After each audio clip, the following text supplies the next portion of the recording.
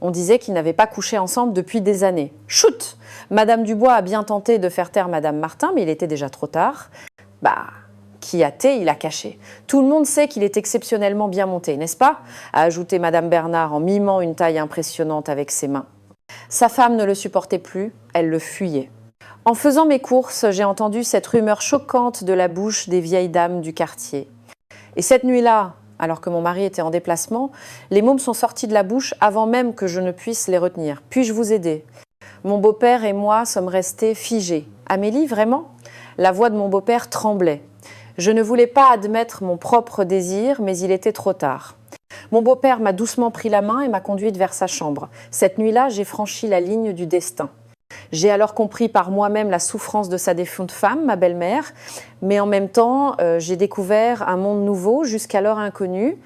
Avant de commencer, je vous invite à vous abonner et à aimer. Votre soutien est ma plus grande force. Maintenant, entrons dans l'histoire d'aujourd'hui. Tout a commencé il y a 6 mois, lors de mon remariage avec Stéphane. Je m'appelle Amélie et je me suis mariée pour la seconde fois à 42 ans. Stéphane, 45 ans, est directeur commercial dans une PME. C'est un homme sérieux et fiable. Pour moi qui avais été blessée par mon premier mariage, Stéphane était une personne vraiment précieuse. Amélie, nous allons être heureux. Je me souviens encore du réconfort que ces paroles chaleureuses m'avaient apporté. Je savais qu'un remariage n'était pas chose aisée, mais je pensais qu'avec Stéphane, tout irait bien. Le père de Stéphane, mon beau-père Jean-Luc, est un fonctionnaire à la retraite de 70 ans. Il vivait seul depuis la perte de sa femme, 5 ans plus tôt. Inquiet pour sa santé, nous avons décidé de l'accueillir chez nous. Papa, je te présente Amélie. Le jour de notre première rencontre, mon beau-père paraissait en excellente santé pour son âge. Malgré ses cheveux argentés, il dégageait une prestance certaine et sa carrure était solide. Enchanté de vous rencontrer, beau-père. Non, c'est à moi de le dire. Stéphane a trouvé une femme bien. Ma première impression de mon beau-père fut celle d'un homme taciturne mais chaleureux. Le fils que Stéphane avait eu de son premier mariage était déjà adulte et vivait de son côté. Ainsi, dans cette grande maison, nous n'étions que 3, Stéphane, mon beau-père et moi. Les premiers mois furent d'une tranquillité absolue. Mon beau-père semblait avoir profondément aimé sa femme. Je le voyais parfois regarder seul de vieux albums, l'air nostalgique. Hélène était une femme si bonne, murmurait-il parfois. Étant infirmière de formation, je l'aidais naturellement à suivre sa santé. Depuis qu'Amélie est là, mon père a l'air vraiment plus heureux. Voir Stéphane, si reconnaissant, me remplissait de fierté. En apparence, nous formions une famille parfaitement heureuse. Pourtant, au fond de mon cœur, un petit vide s'installait. Il s'agissait de ma vie intime avec Stéphane. Je l'aimais sincèrement, mais sur le plan physique, j'étais loin d'être comblée. Me sentir déçue par sa taille, encore plus petite que celle de mon ex-mari, me donnait l'impression d'être superficielle et je culpabilisais. Mais je n'y pouvais rien. La frustration de la femme en moi ne cessait de grandir. Je suis fatiguée ce soir. Les jours où Stéphane me tournait le dos en premier se faisaient de plus en plus nombreux. Ses déplacements professionnels devenaient aussi plus fréquents et il passait de plus en plus de temps loin de la maison. On dirait que je vais devoir aller à Marseille cette semaine. Mais tu y étais déjà la semaine dernière. Le travail m'appelle, j'ai pas le choix. Désolée. À chaque fois, je me retrouvais seule à la maison avec mon beau-père. Au début, c'était gênant.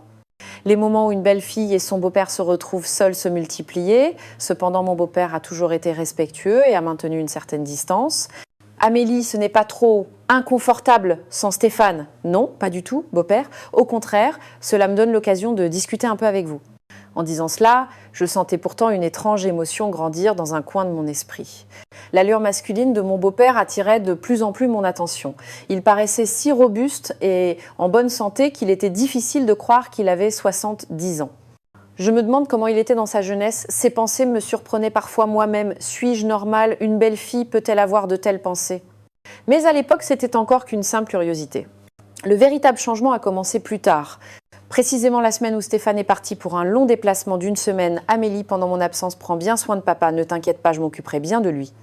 Mais j'ignorais que cette semaine allait complètement bouleverser ma vie. J'étais loin d'imaginer l'effet choquant que j'allais découvrir sur mon beau-père, ni le désir qui sommeillait en moi. Cette nuit-là, après avoir dit au revoir à mon mari, je suis rentrée en pensant simplement « 1 semaine, ça passera vite ». Quelle naïveté! Si j'avais su ce qui allait se passer durant cette semaine, j'aurais probablement supplié Stéphane de ne pas partir, ou peut-être serais-je allée chez mes parents, mais il était déjà trop tard Les rouages du destin avaient déjà commencé à tourner. C'était la première nuit de l'absence de Stéphane. J'avais prévu de me coucher plus tôt que d'habitude. En allant à la cuisine pour boire un verre d'eau, j'ai entendu un bruit étrange. Il provenait de la chambre de mon beau-père. Qu'est-ce que c'est ? Au début, j'ai pas compris. En m'approchant, j'ai vu que sa porte était légèrement entrouverte. Et s'il était malade, mon inquiétude a pris le dessus. J'ai jeté un œil discret par l'entrebâillement et à cet instant, je suis restée pétrifiée. Mon beau-père était en train de se satisfaire, seul. Son âge de 70 ans semblait une pure fiction. Ses mouvements étaient aussi vigoureux que ceux d'un jeune homme. Ce n'est pas possible. Je me suis vite éloignée, mais la scène restait gravée dans mon esprit. Voilà donc comment, veuf depuis 5 ans, il assouvissait ses besoins. Qu'un homme de 70 ans puisse encore avoir un tel désir était stupéfiant et en même temps une étrange sensation m'a envahie. J'ai réalisé que mon beau-père était, après tout, un homme. Cette nuit-là, je n'ai pas réussi à dormir. La scène me revenait sans cesse en mémoire. Je ressentais sa solitude. 5 ans seul, comme il avait dû se sentir seul. Le lendemain matin, face à mon beau-père, j'étais mal à l'aise. « Vous avez bien dormi, beau-père ? Oui, merci. Et toi, Amélie, tu as bien dormi ?» La conversation était banale, mais mon cœur n'était pas en paix. Il ignorait ce que j'avais vu la nuit précédente, mais moi je savais. Devrais-je lui dire, impossible de prononcer un seul mot. Comment une belle fille pourrait-elle avouer à son beau-père qu'elle l'a surpris dans une telle situation ? À partir de ce jour, mon regard sur lui a changé. Il n'était plus seulement l'aîné respectable et taciturne, mais un homme avec des désirs. Sa carrure solide m'apparaissait sous un nouveau jour. Il était si viril et en forme pour ses 70 ans. Il devait être vraiment séduisant dans sa jeunesse. Ces pensées me perturbaient. Était-il normal pour une belle fille de voir son beau-père ainsi ? Mais je n'y pouvais rien. Une fois le regard changé, impossible de revenir en arrière. Au fil des jours, j'ai commencé à comprendre son rituel. Presque chaque nuit, à la même heure, il répétait le même acte. Son désir est vraiment puissant. L'étonnement se mêlait à une sorte de compassion. Cette nuit-là ne fit pas exception. C'était le 4e jour du déplacement de Stéphane. De nouveau, le bruit s'est fait entendre depuis sa chambre. Cette fois, cela a duré plus longtemps. A-t-il vraiment 70 ans ? De retour dans ma chambre, je me suis enfouie sous les couvertures, mais le sommeil ne venait pas. Je ne cessais de penser à mon beau-père. Je ressentais sa solitude et son désir refoulé. Et étrangement, mon propre cœur a commencé à s'emballer. Ma frustration due à ma vie intime décevante avec Stéphane y était pour quelque chose. Je suis une femme, moi aussi. À cette pensée, mes joues se sont mises à brûler.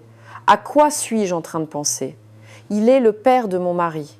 Mais même en essayant de les réprimer, ces pensées revenaient sans cesse. Le lendemain matin, le visage de mon beau-père était marqué par la fatigue. « Ça va, beau-père ? Vous n'avez pas l'air bien. »« Ce n'est rien, j'ai juste mal dormi. » Ces mots m'ont serré le cœur. Même si je n'étais pas la cause de son insomnie, je voulais l'aider. Mais comment ? Même avec ma formation d'infirmière, ce genre de problème. Je ne savais pas encore qu'en quelques jours, j'allais découvrir une vérité encore plus choquante. Le véritable secret de mon beau-père. Le lendemain, en faisant mes courses, je suis tombée sur les vieilles dames du quartier. « Oh, c'est la belle-fille de la maison !»« Qu'elle est jolie !» m'a salué chaleureusement Madame Dubois. « Bonjour mesdames, la pauvre, ça ne doit pas être facile. » De nos jours, combien de belles filles accepteraient de vivre avec leur beau-père ? A ajouté Madame Martin avec un air inquiet. « Oh, ça va, mon beau-père est très indépendant. » Ah là là, sa pauvre femme en a tellement bavé avant. A soudainement chuchoté Madame Bernard. On disait qu'ils n'avaient pas couché ensemble depuis des années. Chut. Madame Dubois a bien tenté de la faire taire, mais il était déjà trop tard. Cathy a caché. Tout le monde sait qu'il est exceptionnellement bien monté, n'est-ce pas ? A lancé Madame Martin en mimant une taille impressionnante avec ses mains. Sa femme ne le supportait plus, elle le fuyait. À cet instant, je me suis figée. C'était donc ça la raison ? Les commérages des vieilles dames ont continué. Il y a même une rumeur qui dit que sa femme est morte si jeune à cause de ça. Allons donc, c'était à cause d'un cancer. Et d'où vient le cancer, à ton avis ? Du stress. Je ne pouvais plus en entendre davantage. Mesdames, je dois y aller.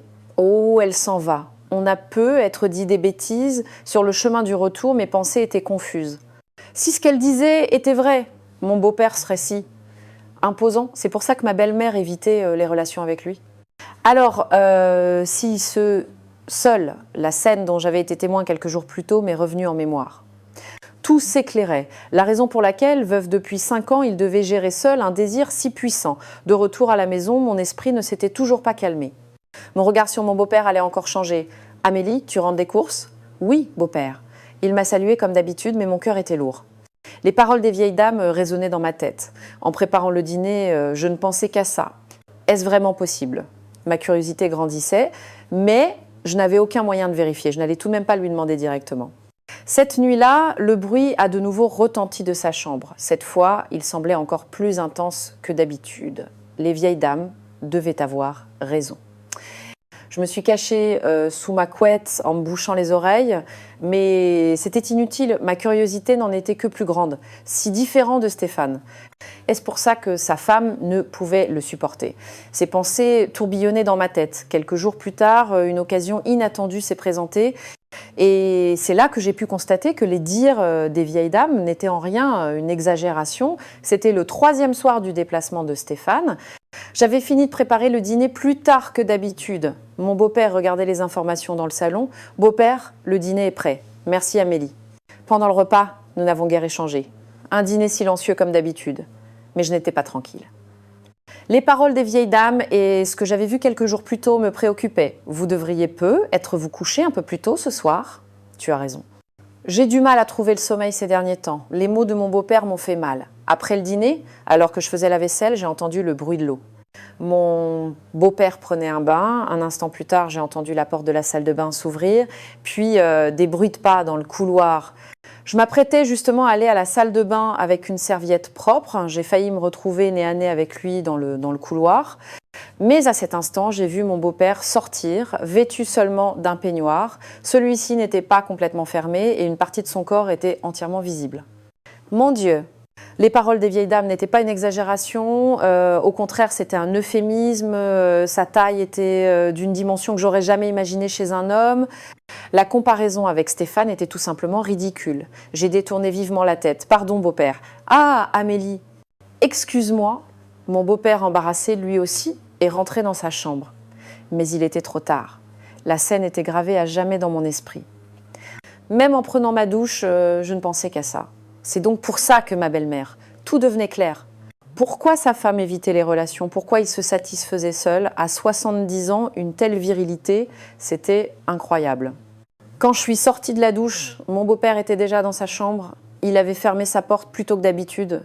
Sans doute était-il gêné par ce qui s'était passé. Je suis rentrée dans ma chambre, mais le sommeil ne venait pas. La scène me revenait sans cesse et des fantasmes étranges ont commencé à envahir mes pensées. Et si des pensées dangereuses affluaient? Pour moi, qui étais lassée des relations fades avec Stéphane, le choc était trop puissant. L'horloge indiquait plus de 23 heures. Normalement, c'était l'heure où le bruit se faisait entendre de sa chambre, mais ce soir, c'était le calme plat. Sans doute était-il plus prudent à cause de l'incident de la journée. Minuit passé, je ne dormais toujours pas. Je suis allée à la cuisine pour boire de l'eau. Une faible lueur venait du salon. Mon beau-père était assis, seul. Un verre de vin était posé devant lui. « Beau-père, vous ne dormez pas encore ?»« Oh, Amélie, le sommeil ne vient pas. » La voix de mon beau-père était différente de d'habitude. Il semblait avoir pas mal bu. « Ne buvez pas seul, je peux m'asseoir avec vous ?»« Bien sûr. Toi non plus, tu ne trouves pas le sommeil, on dirait. » Je me suis assise en face de lui. En me servant un verre, il a dit « Amélie, je suis désolée pour tout à l'heure. »« Non, ce n'est rien. »« Comment ça, rien ?» devant ma belle-fille. Mon beau-père a soupiré. Après avoir bu une autre gorgée, il a continué. « Amélie, Hélène me manque. Entendre parler de sa défunte femme m'a touchée.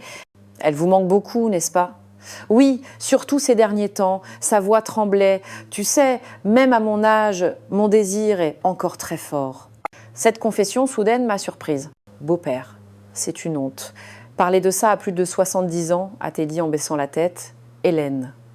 Elle avait peur de moi à cause de ma taille. J'entendais la vérité de sa propre bouche. Ça faisait des années qu'on n'avait plus de relation. Elle m'évitait. Une profonde tristesse lisait dans sa voix. « Ah, j'ai trop bu, qu'est-ce que je raconte à ma belle-fille ?» Mais j'avais déjà tout compris. Les commérages des vieilles dames, ce que j'avais vu de mes propres yeux, je ressentais sa souffrance. À cet instant, j'ai pris la parole avec précaution. « Beau-père. » Et si je vous aidais, au moment où ces mots sont sortis de ma bouche, je n'en revenais pas moi-même. Qu'est-ce que je venais de dire? Mais il était trop tard. Les mots étaient lâchés. Mon beau-père et moi sommes restés figés. L'air est devenu soudainement pesant. Ses yeux se sont écarquillés. Amélie, c'est. Pardon, Je suis allée trop loin. J'ai tenté de me lever brusquement. Mais sa main a attrapé mon poignet. « Amélie, vraiment ?» Sa voix tremblait. « Tu es sûre que ça irait ?»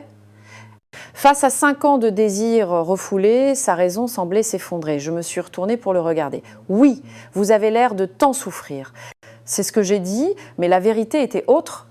C'est moi qui étais la plus curieuse. Les paroles des vieilles dames, ce que j'avais vu, la curiosité à propos de cette taille si différente de celle de Stéphane me dominait. Je ne voulais pas admettre mon propre désir caché derrière le prétexte de l'aider, mais il était trop tard.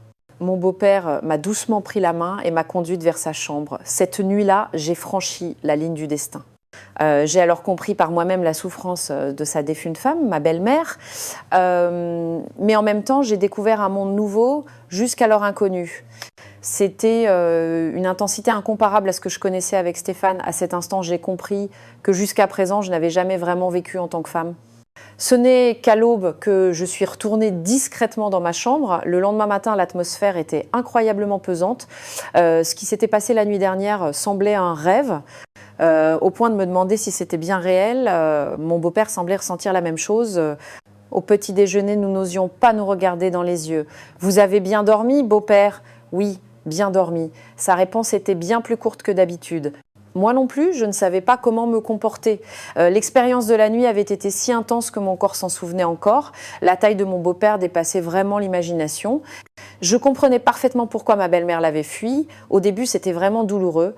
Mais avec le temps, la sensation qui a suivi était d'une toute autre dimension. Je n'arrivais toujours pas à croire que j'avais fait une chose pareille. La culpabilité m'envahissait. Mais en même temps, une étrange satisfaction était là. Une plénitude que je n'avais jamais ressentie auparavant.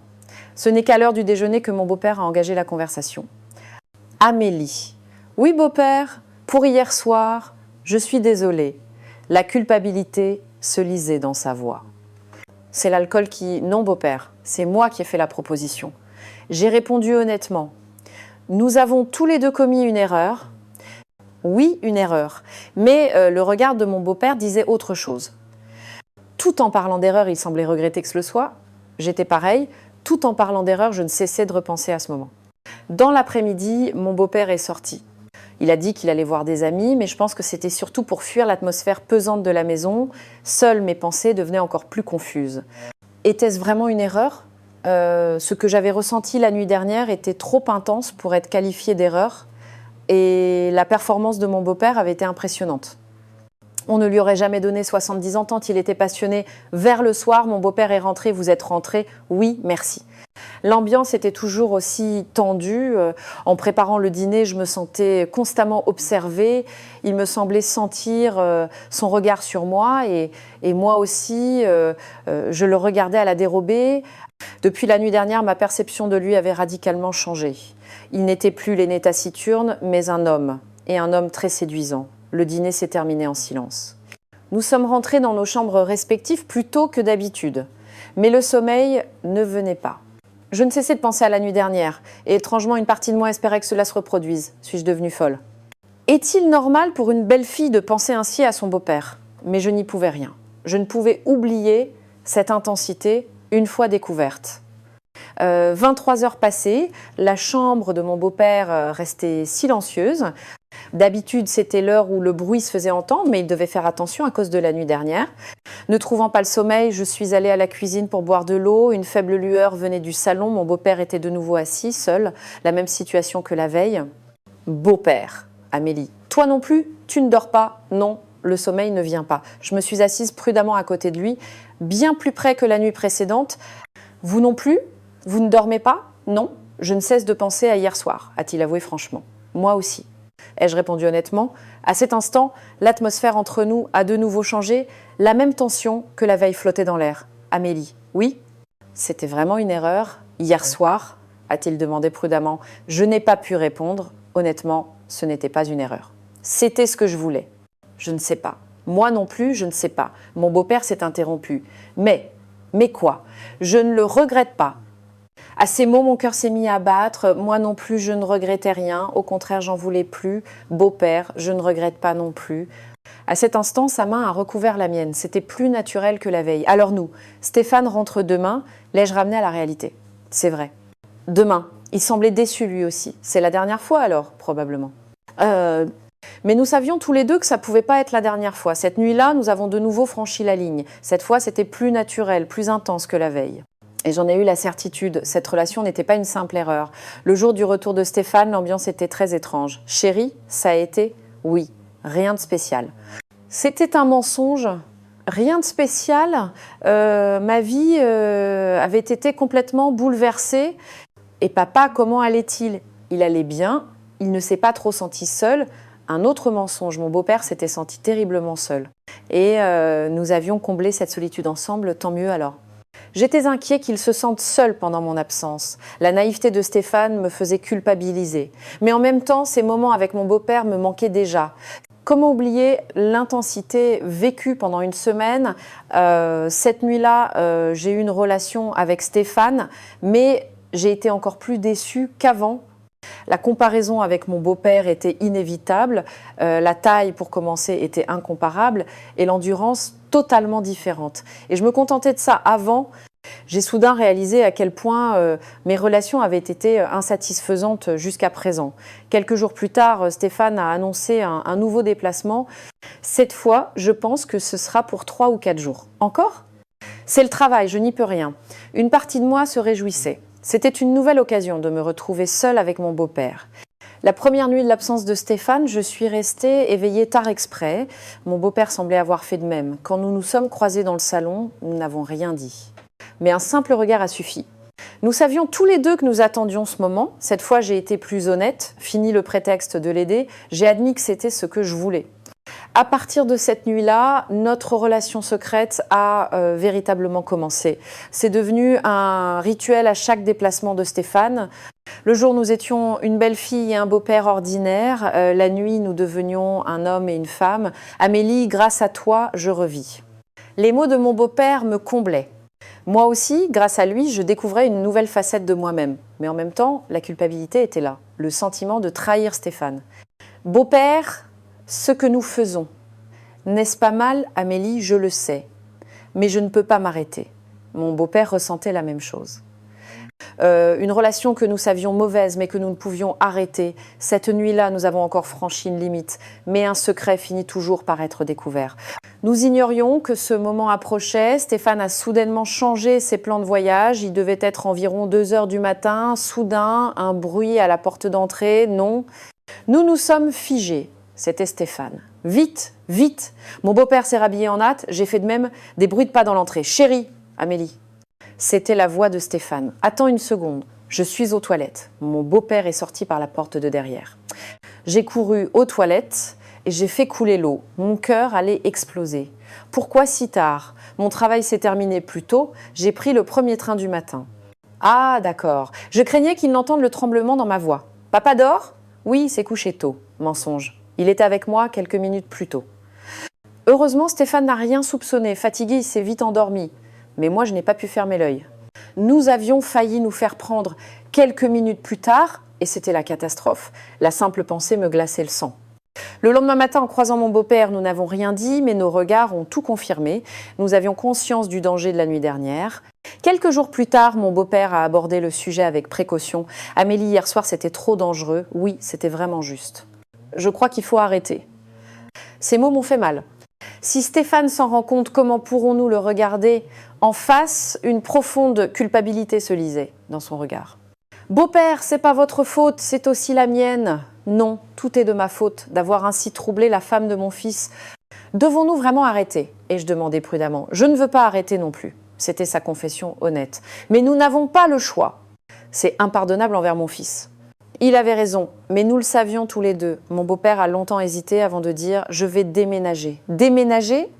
J'irai dans une résidence pour seniors où je me trouverai un petit appartement. Sa proposition m'a brisé le cœur. Mais cette maison est la vôtre, c'est pas à vous de partir, il n'y a pas d'autre solution. Penses-tu que nous pourrons résister en continuant à vivre sous le même toit? Je ne veux pas vivre comme un père indigne aux yeux de mon fils. Mon départ est la seule façon pour vous de vivre en paix. Sa voix était ferme, mais il ne pouvait cacher la tristesse qu'elle contenait. Quelques jours plus tard, mon beau-père a parlé à Stéphane. Stéphane, je pense que je vais aller dans une résidence pour seniors. Mais pourquoi, tout d'un coup? Je vieillis, vivre seul devient difficile. Et puis, je me sens mal pour vous deux. Qu'est-ce que vous racontez? Nous allons très bien. Non. Vous êtes de jeunes mariés, ma présence constante est gênante. D'ailleurs, cette maison, j'avais l'intention de vous la donner. Autant le faire maintenant. Stéphane a tenté de le dissuader, mais la volonté de son père était inébranlable. Finalement, un mois plus tard, mon beau-père a emménagé dans une belle résidence pour seniors en ville. Beau-père, je viendrai vous voir souvent. Lui ai-je dit le jour de son déménagement? Oui, Amélie, merci pour tout. Ses yeux étaient remplis de regrets. Moi aussi. C'est vraiment la fin? Il le faut. Maintenant, sois heureuse avec Stéphane. C'était un adieu. Mais nous savions tous les deux que ce sentiment ne s'éteindrait pas si facilement. Après son départ, la maison semblait vide. Je n'aurais jamais cru que vivre seule avec Stéphane serait si ennuyeux, surtout la nuit. Je ne cessais de penser à ces nuits brûlantes avec mon beau-père. Ma relation avec Stéphane est devenue encore plus fade qu'avant. Depuis la comparaison avec son père, c'était inévitable. Ai-je vraiment fait ça? Parfois, cela me semblait un rêve. Avoir eu une telle relation avec mon beau-père pendant des mois. Mais mon corps s'en souvenait. Cette plénitude, cette intensité. Un mois plus tard, je suis allée lui rendre visite à la résidence. « Comment allez-vous, beau-père ?»« Bien, bien. Les gens ici sont gentils. » Mais le regret se lisait sur son visage. J'étais pareille. Être si proche et ne pas pouvoir se toucher était une situation insupportable. Stéphane va bien? Oui, il va bien. C'est l'essentiel. Soyez heureux. Il continuait de se soucier de moi, mais son regard était différent. Je sentais qu'il me désirait encore. Nous n'avons plus parlé, mais nos esprits communiquaient. Le manque que nous ressentions l'un pour l'autre, sur le chemin du retour, j'ai beaucoup réfléchi. Avais-je fait le bon choix? Ma relation avec mon beau-père était clairement un tabou, inacceptable moralement et socialement. Dans la réalité, une telle chose ne pourrait plus jamais se produire. J'essaie donc de chérir davantage ma relation avec Stéphane. Même si ce n'est pas aussi intense qu'avec son père, il reste l'homme qui m'aime. Parfois, j'appelle mon beau-père pour prendre de ses nouvelles. « Beau-père, vous allez bien ?»« Oui, je vais bien. »« Soyez heureux, vous deux. » Ces brefs échanges me réconfortent. Savoir qu'il va bien me suffit. Et parfois, je pense que le désir humain est vraiment complexe. À la frontière du bien et du mal, nous vacillons parfois. Mais ce sont les choix que nous faisons à ces moments-là qui nous définissent. J'ai beaucoup appris de cette expérience. La puissance du désir et la difficulté de le contrôler. Et à quel point l'être humain est faible, entre l'amour et le désir, la morale et l'instinct. Mais j'ai aussi compris une chose, que le véritable amour, c'est de souhaiter le bonheur de l'autre. Mon beau-père et moi, nous désirions, mais nous avons finalement choisi de nous séparer pour notre bonheur mutuel. C'était peu être ça, le véritable amour. Aujourd'hui, je suis revenue à une vie normale. Je mène une vie de couple tranquille avec Stéphane. Parfois, je pense à mon beau-père, mais ce n'est plus douloureux. Lui aussi doit vivre une nouvelle vie dans sa résidence. Nous faisons de notre mieux, chacun à notre place, et je pense que c'est suffisant. Merci d'avoir écouté cette longue histoire jusqu'au bout. Si vous êtes arrivé jusqu'ici, n'hésitez pas à vous abonner, à aimer et à laisser un commentaire disant « bien écouté ». Cela me donnera une grande force